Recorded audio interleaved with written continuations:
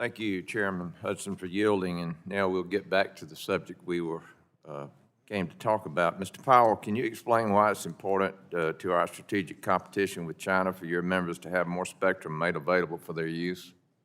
Yes, sir. I think attacking China is a multi-front war, and I think to follow the advice of Sun Tzu, don't attack where they're strong, attack where they're weak. Our innovations in Wi-Fi are unprecedented in the world. China does not appreciate or embrace that technology approach because it would empower their citizens in a way that they're unwilling to do in their communist system. And this gives America an enormous competitive advantage because we harness the innovation potential of every one of our citizens, and they don't. They have a command and control exclusive license regime because they want to maintain control of that regime, and they want the world to use their approach as well. Good, thank you. Ms. Ronaldo, can you give me an answer to that question about why it's important for your members to have more spectrum to compete with China? Excuse me, absolutely. So if you want to get Open RAN deployed, we need new spectrum to bring online. It's updating networks.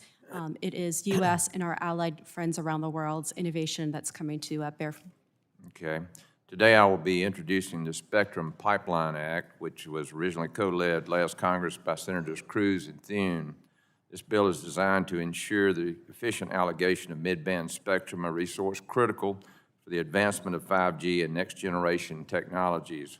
Wireless communications technology is a cornerstone of our strategic competition with China. This bill lays out a path for us to promote wireless innovation while protecting national security interests. Mr. Gillen, can you explain why the Spectrum Pipeline Act is needed and how it would benefit the nation's economic and national security interests? Absolutely, and thank you for your leadership and for the bill. It's a really important thing to address a lot of the challenges we're talking about, that we need to move quickly, we need to move decisively, and it's Congress's role to set that direction. And that structure you propose is flexible. It allows the agencies to act to determine which bands are right that we need to do together. But ultimately, when we're trying to talk about China, in our view, we need to be the best of the world at license, and we are today. We also need to be the best of the world in 5G. We shouldn't be choosing. We need to do both, and we need to have the innovation available on both of those platforms. And so your bill would help equalize that imbalance we have right now on the 5G side to put us in a position. We lead the world today on licensed spectrum. We can again in 5G with this kind of bill.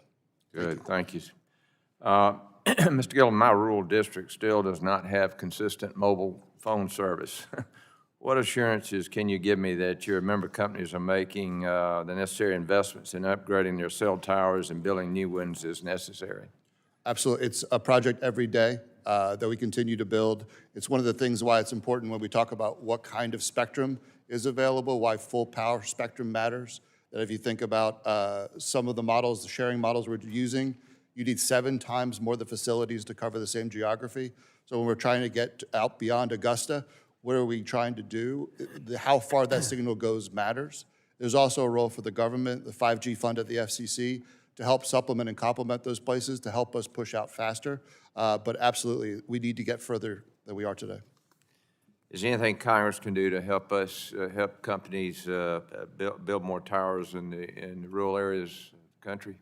Certainly, continued work on permitting reform would help to cut down, modernize that process to let us build faster and get to more places, and more full power spectrum would be both great.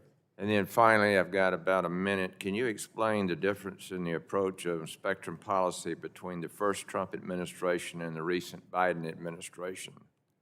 And what exactly needs to happen to get spectrum policy out of the gutter and back on track, and how long will it take? We saw great success. The first Trump administration released more spectrum than any other administration, particularly some of the mid-band spectrum we're talking about. Under the Trump direction and Ms. Ronaldo's leadership, we saw a 380 megahertz of spectrum, mid-band spectrum auction for over $100 billion. The spectrum directly adjacent to both of those is prime spectrum for that same opportunity again. So it came down to, we had a lot of, we were speaking with one voice, and the White House pushed us all forward with a good plan.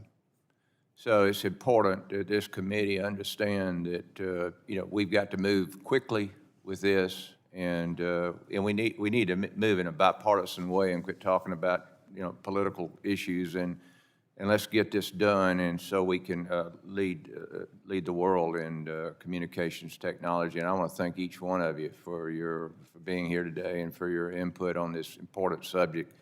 And please help us get this done. Thank you.